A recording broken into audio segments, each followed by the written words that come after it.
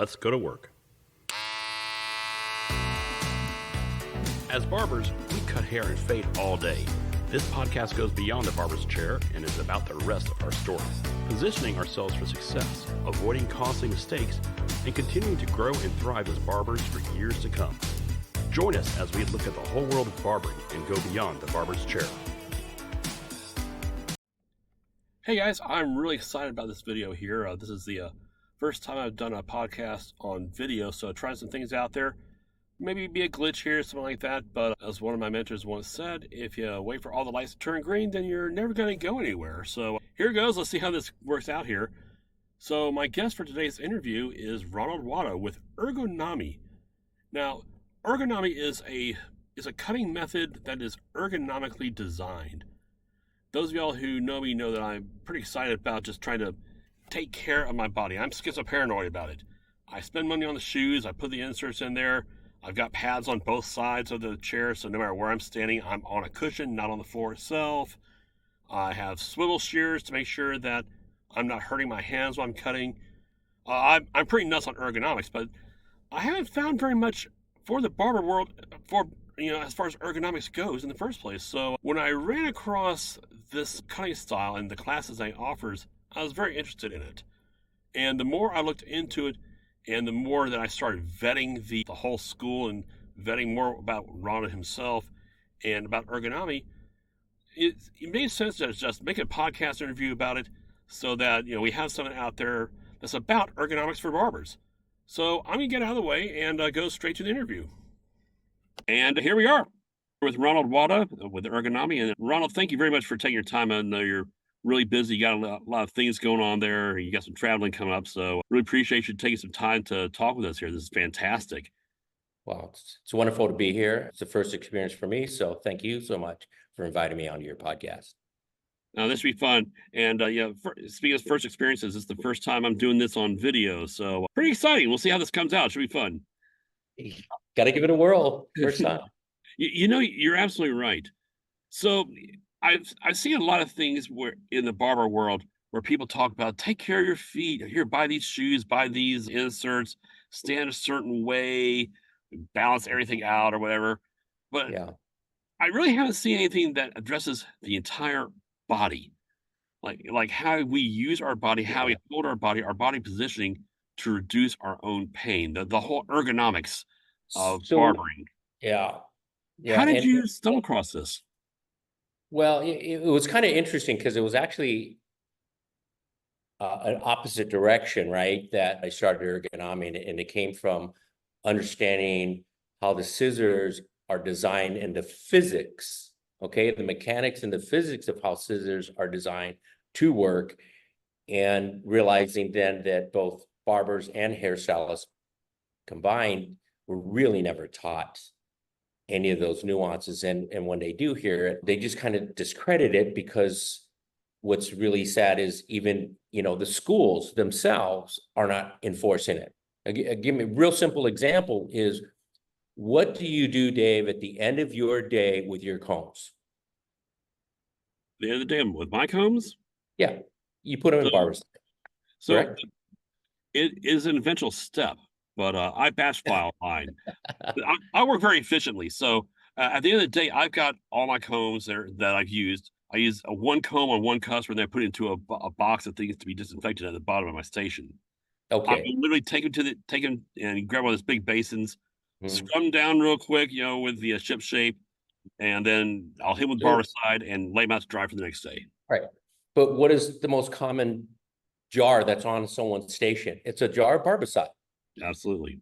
Right. And we take the masses. We're talking now mass generality, right? Because there's always an exception to the rule, but most of the time the rule is this.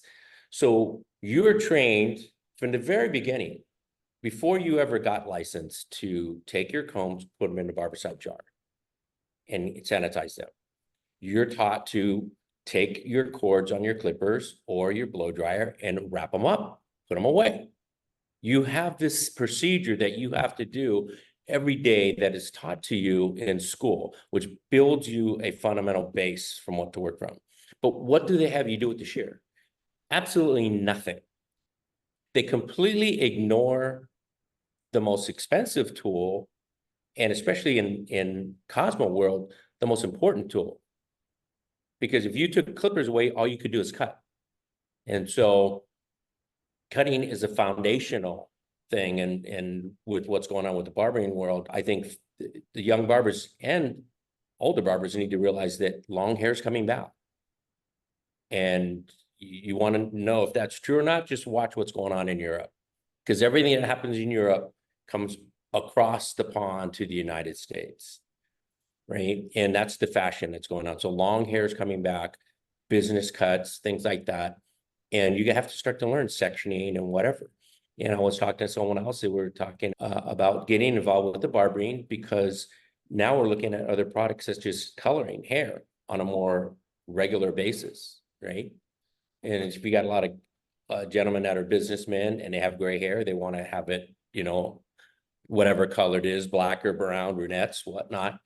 You need to learn how to do that. Otherwise, you're missing business. So the barbering world is evolving for sure. But going back to what we were talking about earlier, your question, shears are the most neglected tool in terms of education, and yet they're our most expensive tool. There's something we can always use to cut hair with. I mean, if you're in the military, you don't have electricity, what do you use? Shears. Okay? I mean, so shears will always be a component of what we do in our industry. And that's how it started. It started from there, not the body, in understanding that they don't understand the shear. They're not knowledgeable because they haven't been taught. And then they don't learn it once they graduate and they get their license. So there's this whole component that is missing in our industry, both barbering and Cosmo. One is not privy to the other. They're both lacking a lot of knowledge in there. And once you understand that, you realize there's a whole different dynamic that comes into play and a whole different way to be able to take advantage of that tool and make it work at its most efficient base. But you have to get through that process first. You have to understand that. And that's where Ergonomics got started, right? Because for the last 20 years, I've been a master shear sharpener, focused a lot on primary Japanese shears, and then moving to everything else from there. But when you're intimately involved with taking and disassembling a tool like that and having to understand the difficulty of little things, you drop it, it gets out of balance. That's the harder part. When you drop it, everyone worries about the nick. Hairdressers, they worry about the damage of the nick on the blade. To be honest with you, that's the easy part. Fixing that is the easy part.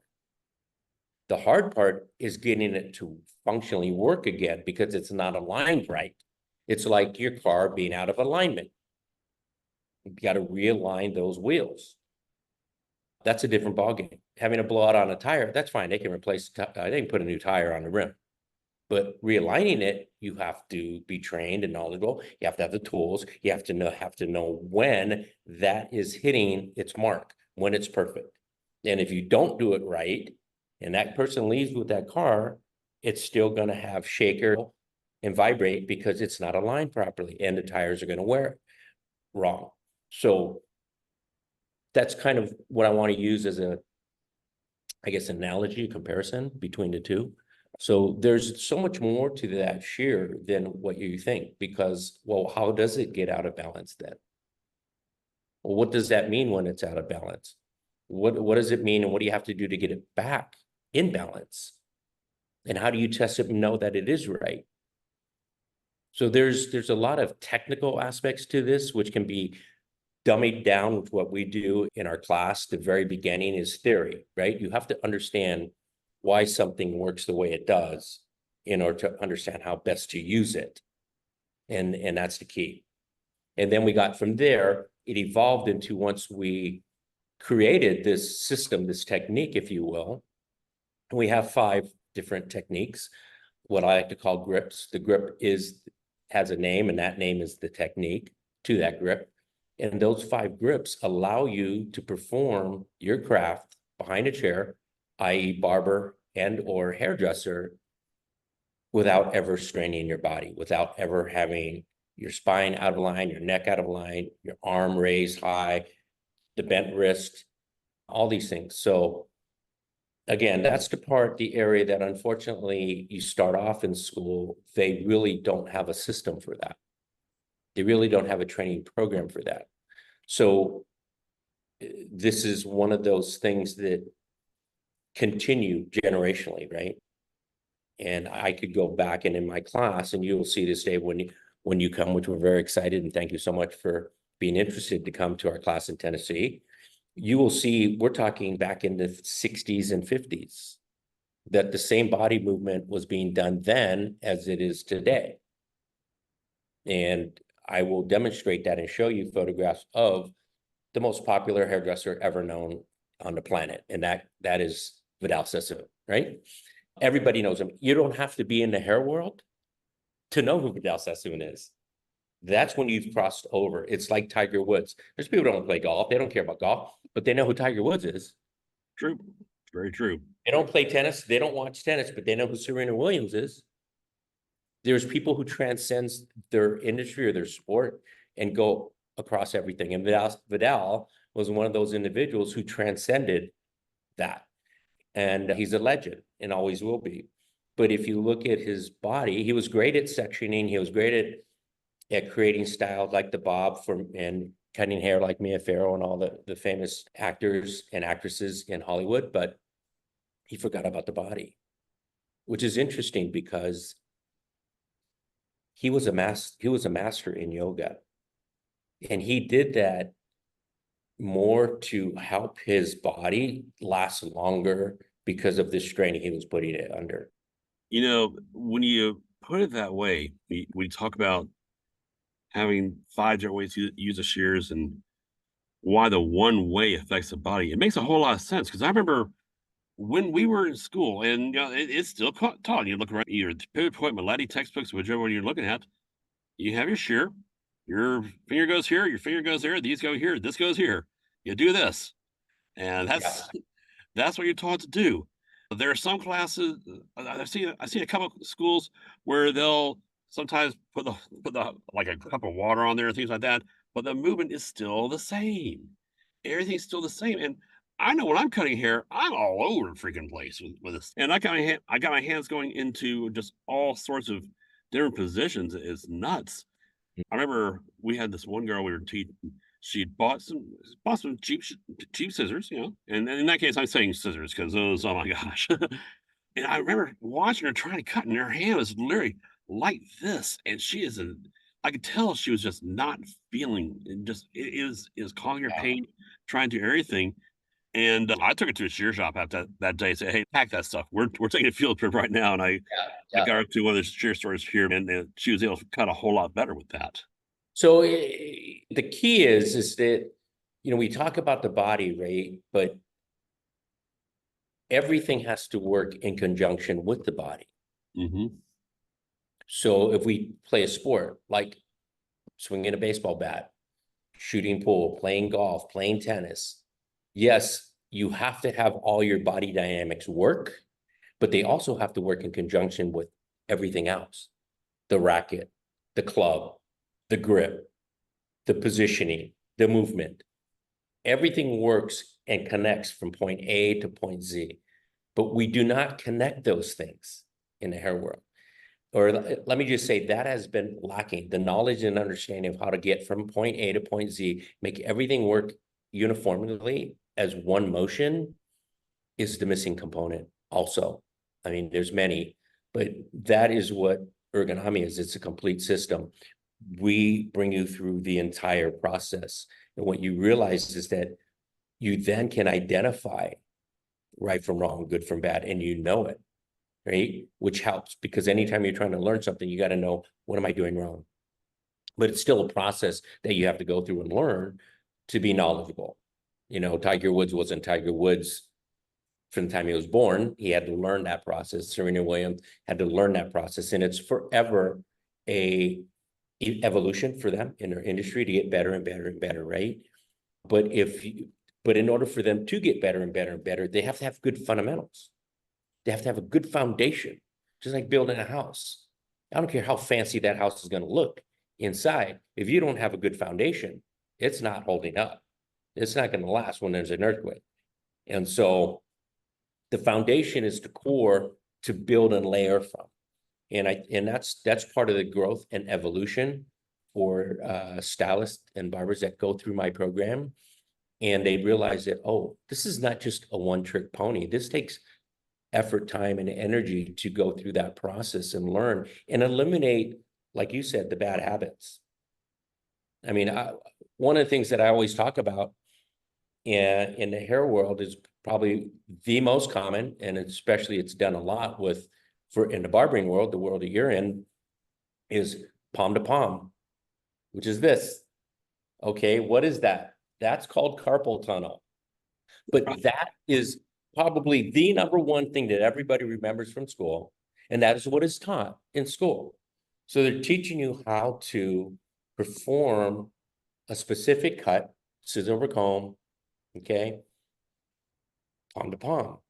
And if you took that movement and you ask any licensed, trained, occupational medical doctor, physicist, therapist, look at this movement and tell me if that's good or bad for the body. 100% of the time, it will be, that's the worst thing you can do. I mean, if you think about it, they go occupational therapy when they talk about when the computer first became a big thing. And every business had a computer, and every secretary was on the computer, right? And she's using what? A mouse. Okay, well, if you didn't have certain pads and things to keep your wrist neutral, you're doing this with the mouse. And that created all the strain on the tendons on the bottom side here, which is carpal tunnel, which is surgery. And so automatically, that will tell you right there, basic logic says that's a no-no. But then how do we solve it? How do we accomplish the goal we want if we're not going to use that movement? And that's part of the secret of what we teach. Gotcha. But while we're on that, how do we address that? I know that companies have introduced using a swivel on thumb, the swivel for the thumb on shears. And I know that for me personally, I really enjoyed this. It changed my game when I was able to do that. Took a lot of that pain away. Didn't get it all, but took a lot. I know there are people who speak very highly of swivel shears, and there are some people who are really, well, take it or leave it. Where do you come in on this whole thing? Okay, so yeah, and I just happen to have one right here, right? A little swivel thumb shear right there for you. So let me first make this comment that for those who are already in pain and those who are already having issues, it's a great tool to have to help alleviate a lot of it. The challenge with that is when you compare the swivel to what we're teaching, what you'll find is that you still have weaknesses. It creates other issues because you no longer control where your fingers go and where the pressure is with your thumb. So it's always going to consistently be one motion. And if you ask any hairdresser, for example, if you're cutting the left side of your client's head, you're cutting the right side of your client's head, do you have a weaker side? Do you have a side that you're not as good at, strong precision? Absolutely. They don't say yes. They're like, oh yeah, of course I do. And that right there should tell you there's issues, right? So my take on swivel thumbs is this. Swivel thumbs weren't the first shears ever made. They were created later because they noticed that there was a problem physically. A lot of hairdressers, a lot of barbers were having physical ailments with the shear. So they created a swivel thumb to help, again, alleviate that pressure. So my question to you, though, is, Dave, is do we fix the problem of why there's even pain, or do we put a Band-Aid over the problem and come up with another?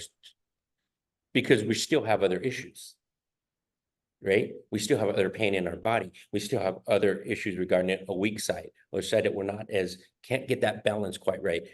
So our system has eliminated all of those issues, 100% of them. And this is through the positions you're talking about, This or is through our different grips, and this is through also understanding body movement and understanding energy flow, right? We cannot separate the body from cutting hair. We cannot separate the movement and the use of the shear from the body and think they're two different things and we work differently and they're separate.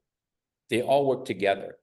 So it's like this concept has never really been taught and enforced, which is this: if you do anything of any physical activity, and especially when you have an instrument in your hand, that's not separate from the rest of your body. Everything has to move 1, 2, 3, 4 to make that move. Even in dance, if you watch somebody dance and you don't know who the two people are, and you watch one person and the other person, one's an amateur and one's a professional, do you think you can tell me the difference between the two? Absolutely. Because the one who is a professional dancer, it's effortless, it's smooth, and it's contiguous. It goes from one movement to the next, to the next, to the next, and it just flows, and it goes. The one who's an amateur, it's jerky, it's a little off, not quite right, the balance is up, right? So, but for that professional dancer to do what they did, it's all connected. Their arms may be over here, but their hips are still moving in conjunction with the arms here or here.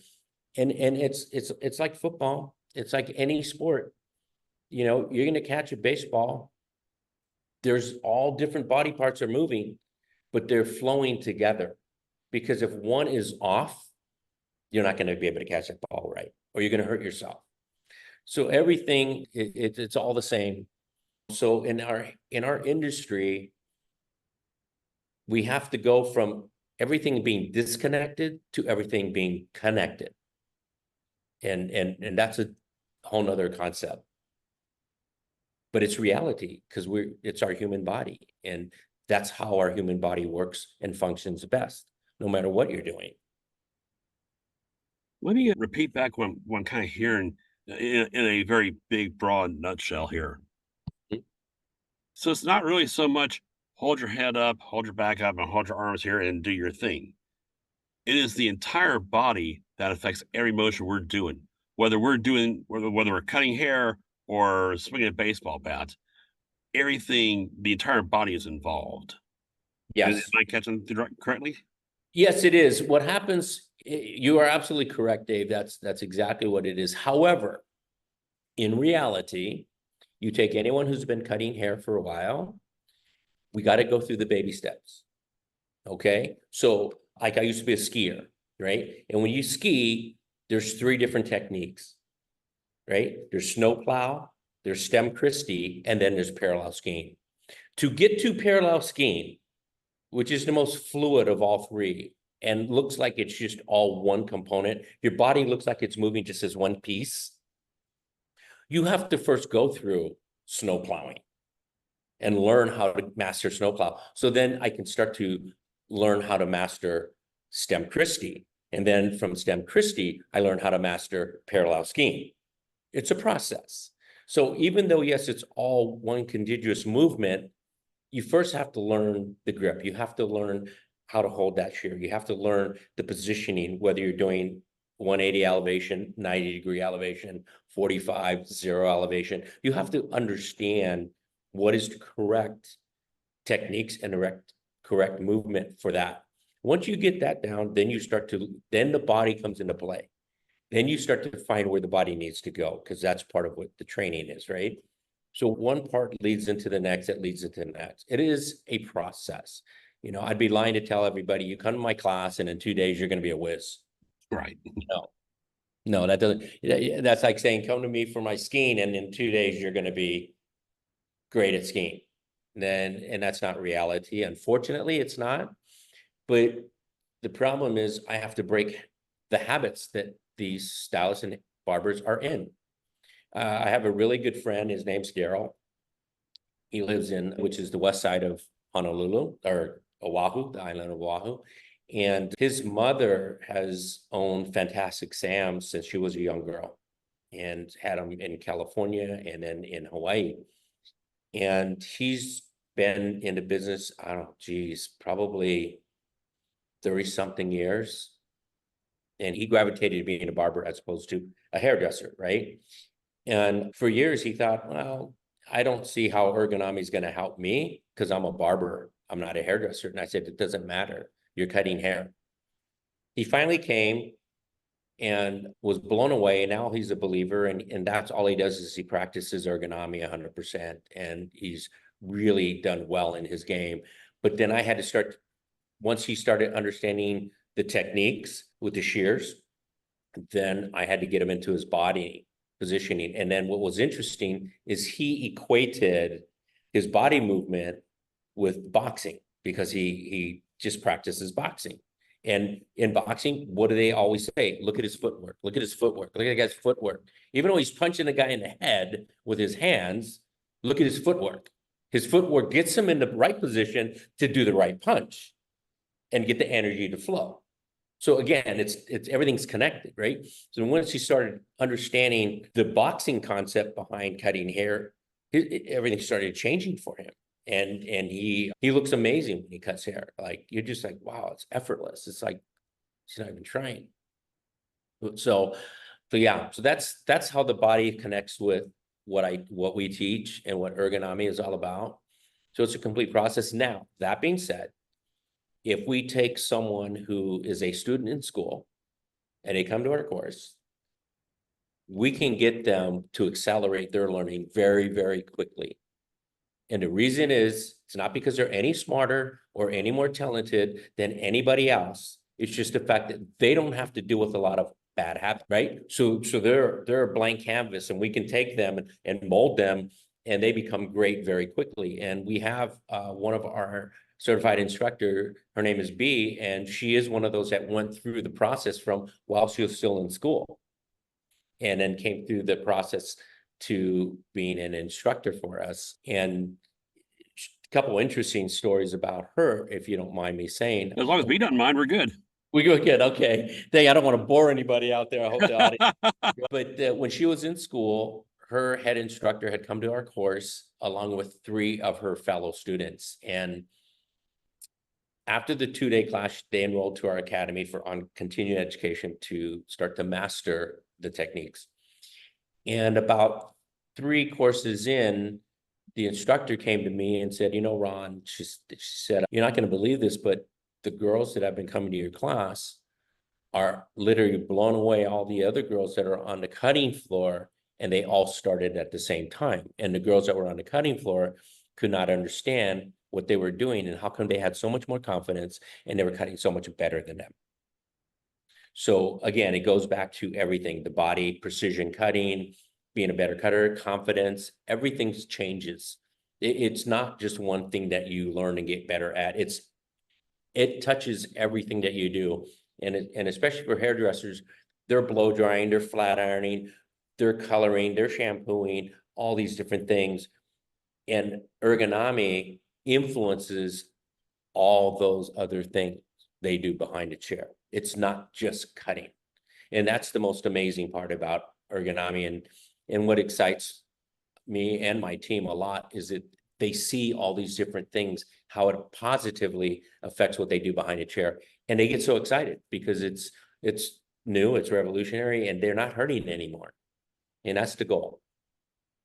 So let me say, if I were taken to a different location or a different world, if there's someone who is not able to make it to one of the ergonomic trainings, because I know you have in different cities, but someone who's just not able to make those trainings, or at least not for a good long while, what are some steps they can take to start preparing their body and start, not necessarily do it yourself, but what are some things they can do on their own to start building some good habits for themselves behind the chairs and with the shears?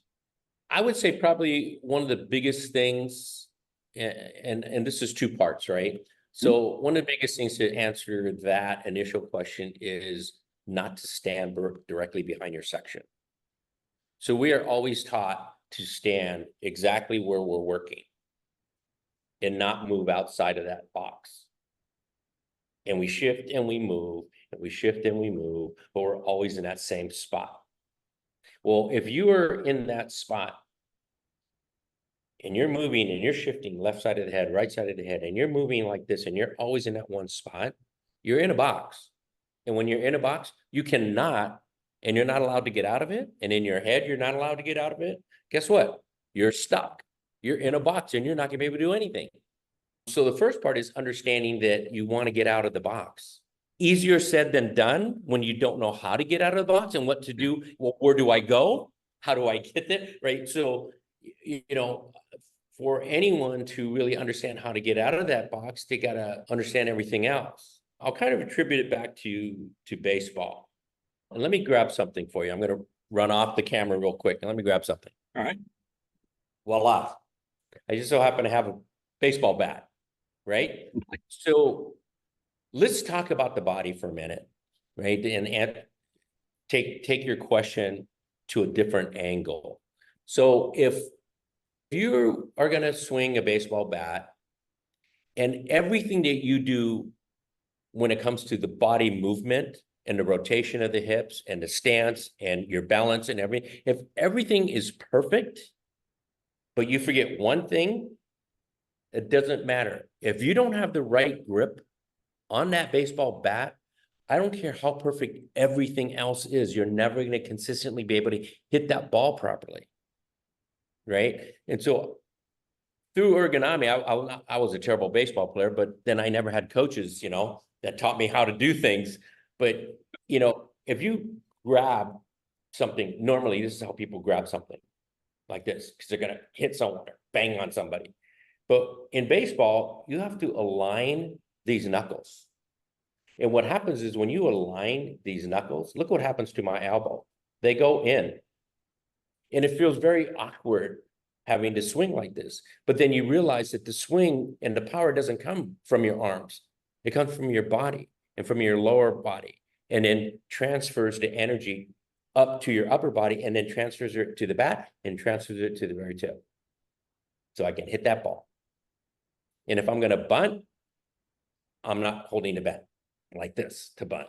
I'm making a move. And I don't even know, again, I'm not good at baseball. I don't know. But I know there's a technique to bunting. So every different thing that you want to do, what do you want to hit, a single or maybe a home run, or what? There's different motions and movements and techniques that apply to that. It's like for me as a golfer or shooting pool, I play 9-ball too. There's a way to grip, there's a proper way to grip that cue stick so you can have maximum movement and energy flow without having to swing really hard with the stick. So amateurs don't know how to grip that cue stick. So they'll grip it the way they know, which is way at the back end here. And they're going to, try to slam it as hard as they can and put as much force into that. And that's not how you get your energy to flow to the tip of your cue stick.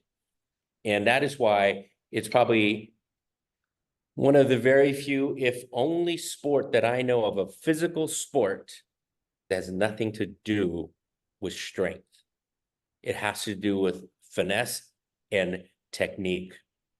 It's very interesting because you look at any other sport, just because male female dominance there with strength and energy flow is different. But when it comes to pool, doesn't matter. Any woman could beat a man pool table. They can do everything a guy does: make the ball jump, make it curl, make it hook. Do so many different things with the cue ball.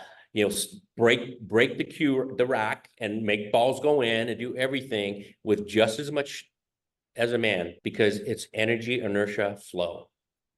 I want to talk about the shears themselves. You and I've talked a few times, and it's kind of a loaded question when I asked about the swivels, because I know that the shears you use are not swivel based.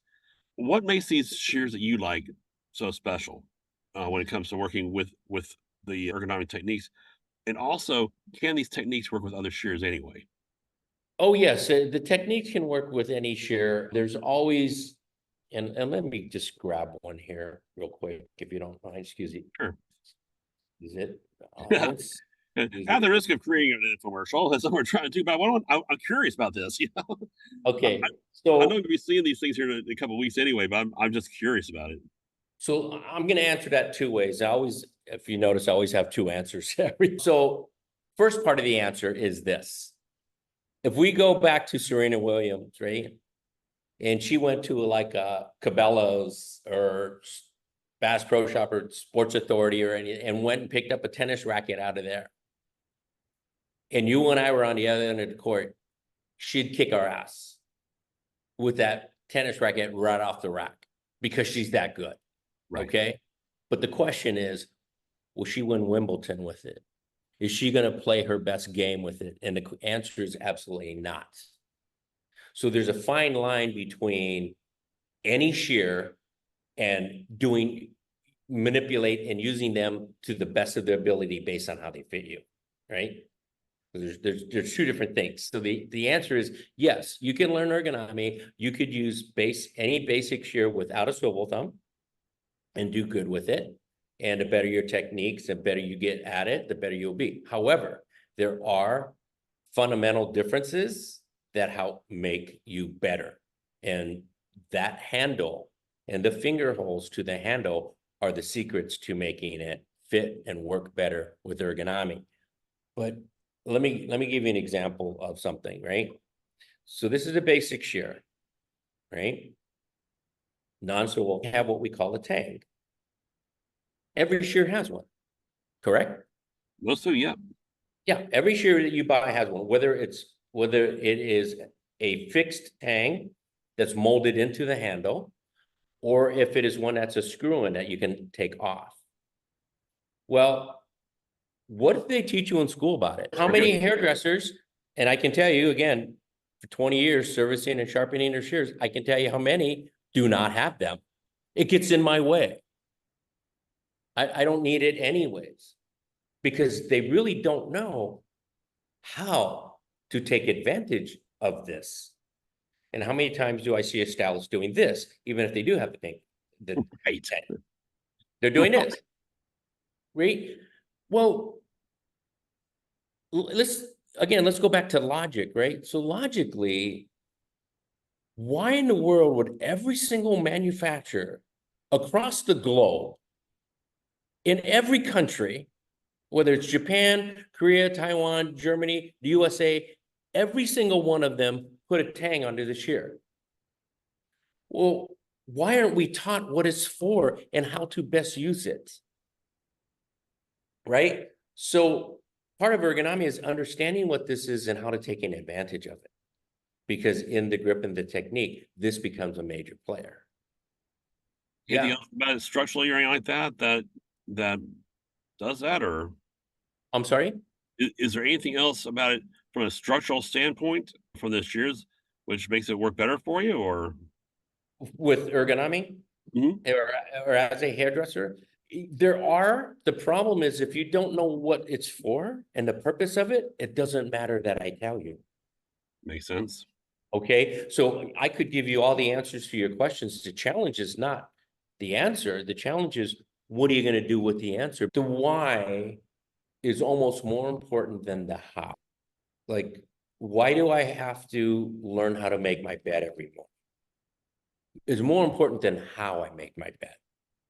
Because if I understand why, it's the very first thing I do in the morning to build habits for succeeding in life by doing the first thing that I do in my life in the morning, which is succeed by making a bed. And we move forward. If you go to the military, if you look at the core fundamentals of what happens when you get drafted and you have to go through boot camp, everything that they do is to build your character and build a foundation. So you understand why everything else we're going to teach you makes sense and works. I can't just say, well, you got to make the bed and this is how you make this is how you make the bed. This is how you do this. This is how you do that. And I don't give you the why. There's no value in it, right? That makes a lot of sense. You got to know why you're doing what you're doing. Yeah, you have to understand the why before you learn the how. Well, that is fantastic. Ron, you have talked a couple times before making this podcast here. Yeah, The way I found you was I heard about the whole ergonomic. Here's how you can use your body, use your hands, use the body to make things happen for you. And right. it's the quite simply it's the only thing I've seen. I mean, I've seen all kinds of classes. I've taken all kinds of classes. Heck, I'm spending over 15 grand on education this year Wow. on classes and hair cutting Wow. classes, hair shows, all this other stuff. So when I saw what you have to offer, very intriguing. I wanted to talk to you about it. And I'm thinking that if I'm the only one who doesn't, I can't be the only one who doesn't know. So I want to find out more about it and make more people aware because as it is, we're not really aware of ergonomics and Yeah, how this and all works. yes, thank you for that, David. Yeah, that's very very important, especially for us and our growth and expansion to how to do our part in bettering the industry, right? And alleviating pain, having people being more precision with their cutting, understanding their tools, all these different things.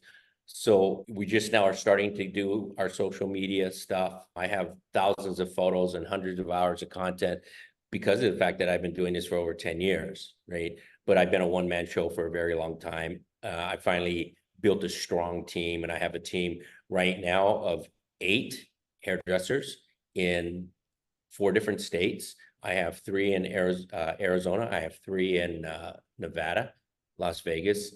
I have 1 in Franklin, Tennessee. She moved out there. And then I have 1, soon to be 3, uh, in Honolulu, Hawaii.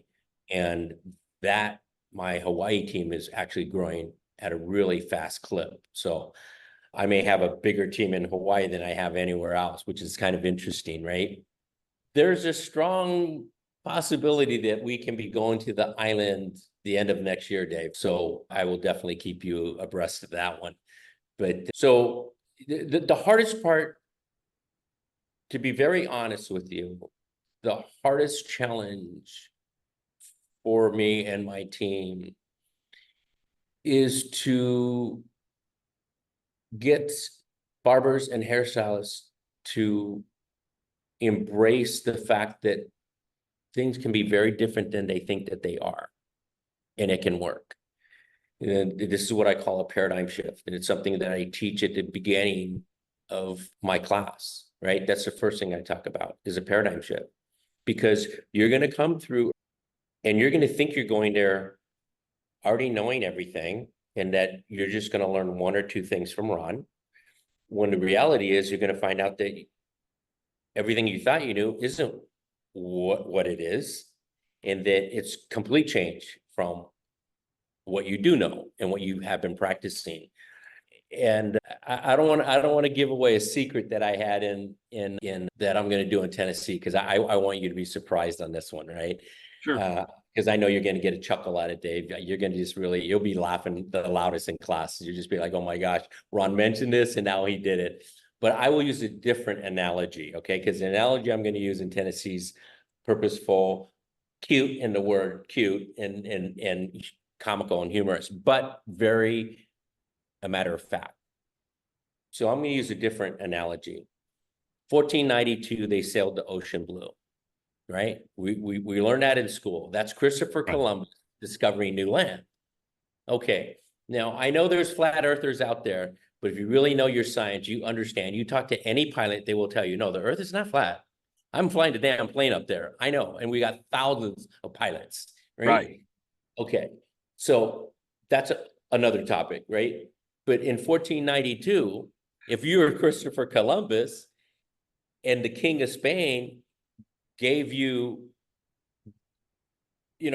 a treasure chest of gold bullions to go and find a crew to help sail to discover new land, imagine what it was like talking to somebody when everybody thought they knew the earth was flat. So let's take us back to that reality time, right? So I go to you and I say, Dave, listen, you're great at doing this, you're a great captain. I need you to help captain my ship. And I'm going to pay you a king's ransom for doing that. And you go, oh my God, what an opportunity, Ron. That's great. Where are we going?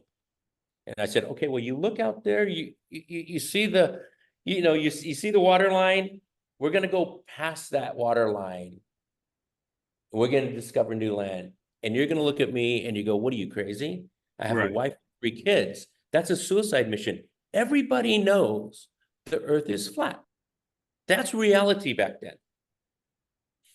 Now he comes back and he's got all of these, he's got his crew. He comes back, he's got these new spices, this different material, fabric, clothing, things like that. And you're like, I've never seen this before. Do you think as soon as he came back and he showed this to people, that every single person believed that he went and discovered a new land? No. Probably not. No. Very, very small percentage believed him. It took him and many other sailors to go and discover new land and get enough people to say, no, no, no, this is a new reality. You can't believe it. There's all these other places. They have different kinds of houses and huts and homes, and they live in, they live in an igloo. They live in, in a grass shack. They live differently than we live. They speak different languages than we speak. They look different than us. Everything's different. No, there are other people out there than Europeans. Wow, really? Ergonomy is going through, it's the same transition right now, Dave. It's a blessing and a curse at the same time. I'm very blessed, and I do feel very honored to be able to take something that God wants me to do and share it with the world and spread the word for goodness, for healthiness, for precision in the hair world, and bring that to everyone. The hard part is everybody does it the same way right now. That's the reality. Why change if everybody does it the same? And it's one stylist at a time, literally, that I have been changing. And to have a whole team, and the whole team, if it was a bunch of BS, I couldn't take a stylist from 15, 20, 30, 40 years in the industry, and we have all of those different groups of experience, and they've changed their entire way of how they do what they do, because their body's healed, they're healthy, they're more precision, they're happier behind that chair, they're more productive, right?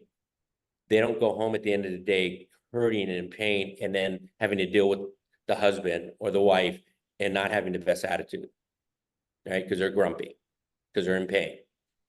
So this is something where ergonomy is right now going through that transformation of change, that paradigm shift, and that's probably, well, it is the most challenging part of what I do, which is bringing enough people on board to have them see and understand the difference.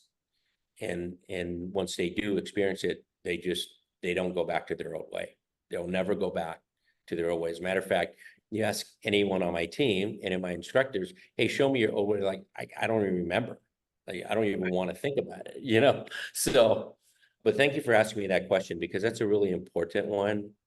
And it needs to be known out there.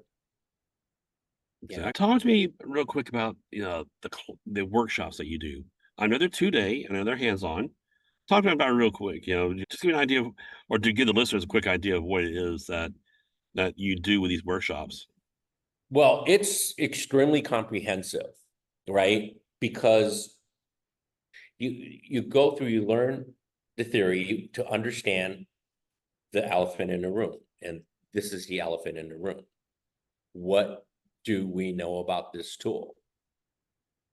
And it's when you come from my world, which is disassembling, correcting, fixing, rebalancing, resharpening, putting it back together, fixing problems that are there, and then it works. That's a different knowledge base than just putting it in my hand and using it.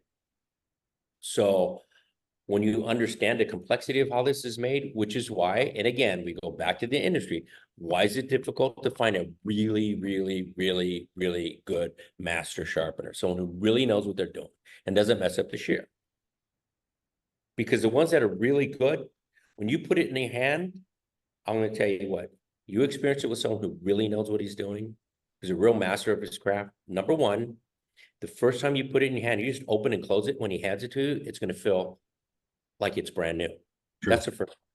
The second part is when you go to cut with it, it's going to feel effortless cutting through that hair. That takes an artist to be able to accomplish that. But going back to your question, the first thing is you have to understand what this is, how it works, how it's designed to work, why there's multiple angles to the design and shape of this shear, and why the motion, the physics behind it works the way it does. It does not work the way everybody in their mind visualizes and uses it.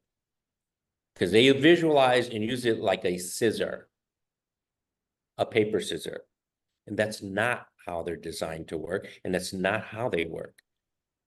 But can you put it in your hand and use it like a paper scissor and still cut hair? Yes, because it works. It is, the design of it is that good. But it's a whole different level. So the first part is you understand the shear. Once we go through the understanding the process of the shear, which we have the visual, we have your shear, we go, it's not a very long drawn out thing, but it's boom, boom, boom, boom. And you're just like, wow, you just showed me something I never noticed, I never realized. And it's real, it's true. All of a sudden now, your whole brain goes, wait a minute, maybe I am missing something. Maybe I did miss something. So, and there's something to learn. So once we get through that, we understand how the shear is designed to actually work from a physics standpoint, right? Then we understand why the grips and the techniques that we teach within our grips are so critically important. Because you can then master the movement of that shear blade to work in conjunction with the way that the shear was designed to work. And once you get past that, now we get into applying it to cutting hair, right? So when we do that, all of a sudden everything changes because the position of your hand and the way that you used to do these things no longer apply. So now I got to break that down, right? Now when we get through that, then we go, okay, wait a minute. Now that I'm going to do this and do that, where do I stand? Because it doesn't feel right. That's where we got to get out of the box. And that's why it becomes a step process, right? You realize that A connects to B, B connects to C, to D, to E, and it's all one contiguous piece, one whole movement. And that's the beauty of it, but that's also the complexity of ergonomics. Thank you for that. So let's talk about the class coming up here. Okay. I mean, granted, you know, this will be, some people see this before before this particular class, but so, we talked earlier about something which I'm going to do with this, which you're the first person who's been able to get me to take my swivel shears and actually give them to somebody else.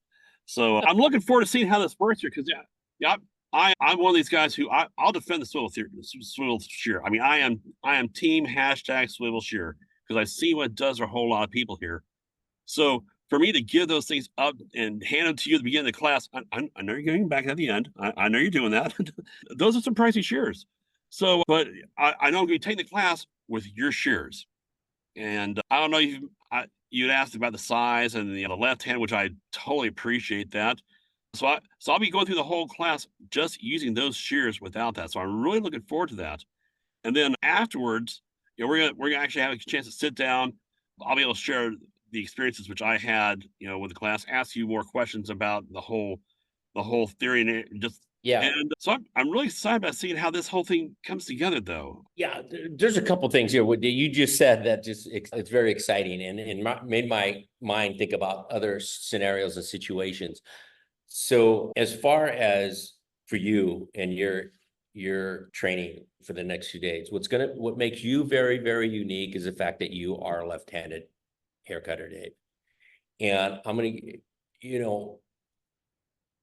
in day 2, there's gonna be a point where I want you to put down the shear we're having you cut with, and I want you to grab your swivel thumb shear, and I want you to try to see if you can do what you just learned for 2 days and see if you feel that swivel thumb is still more beneficial for you or what we've been teaching you is more beneficial for you.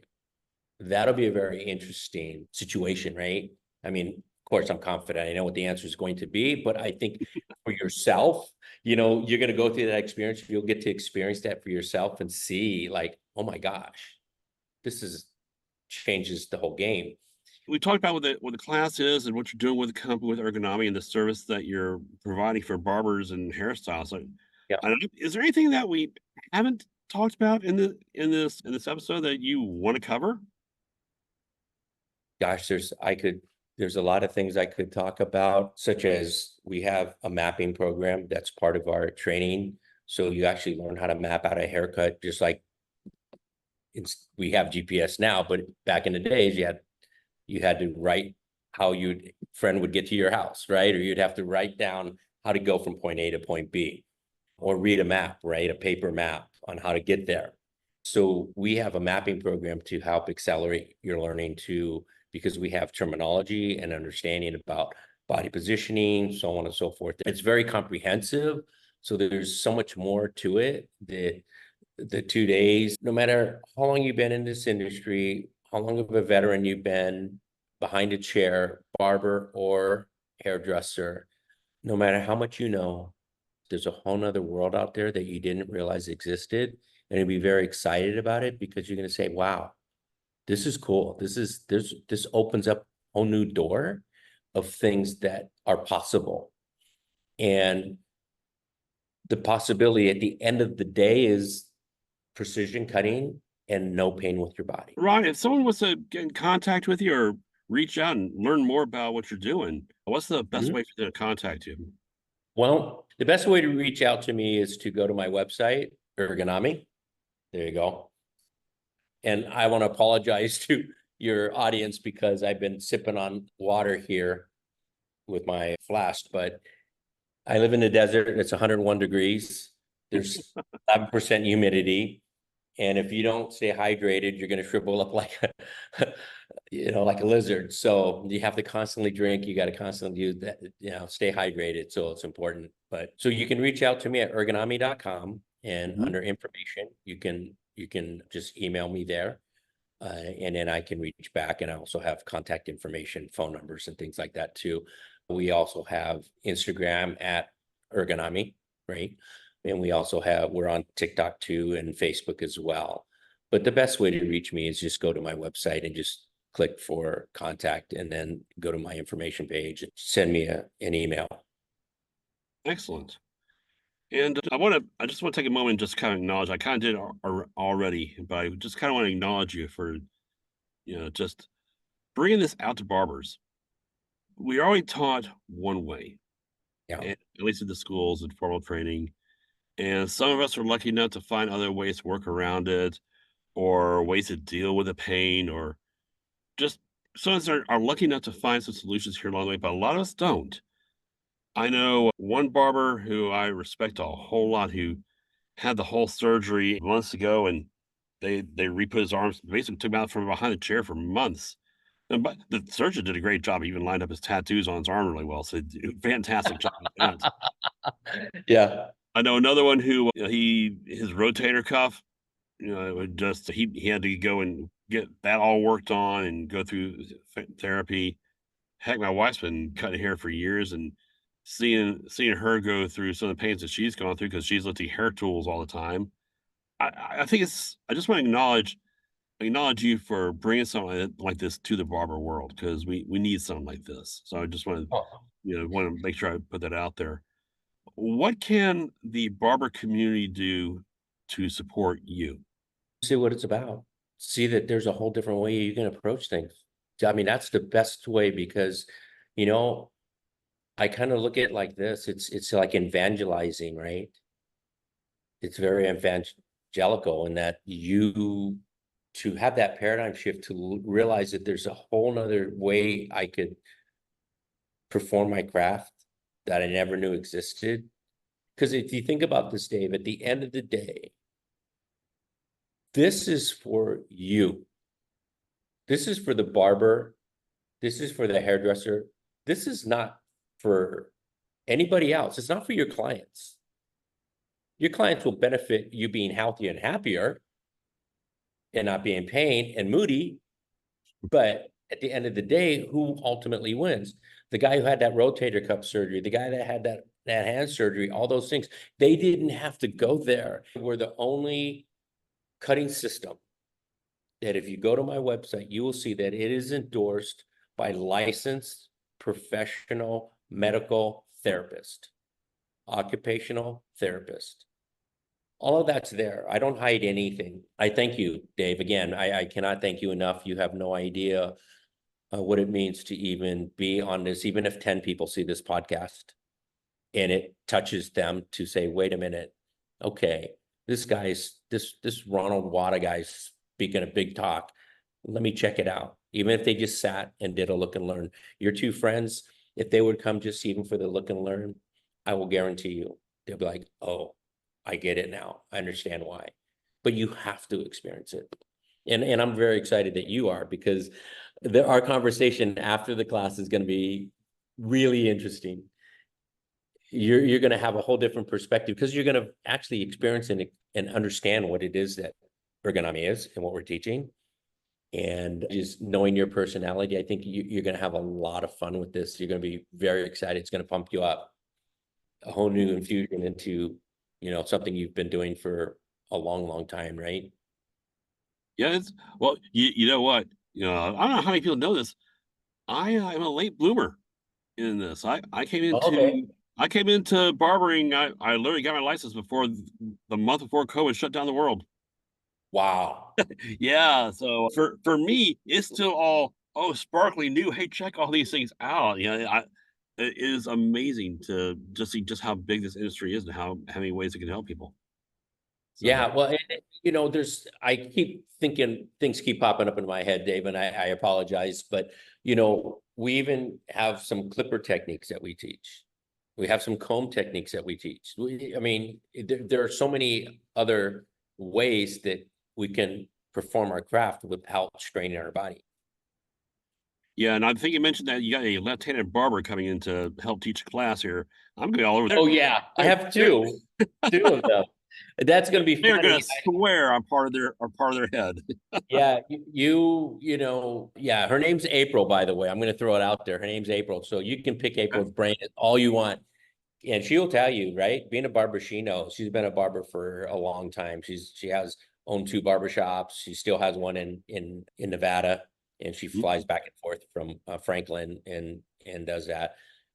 Ron, thank you so much for your time. I appreciate it. I'm really looking forward to the class. Looking forward to the after the class, and I appreciate you being open to me being completely candid on it. So I'm really, really looking forward to this. So hopefully my experience hopefully that's going to be helpful for you. Thank you so much, Ron. I appreciate it.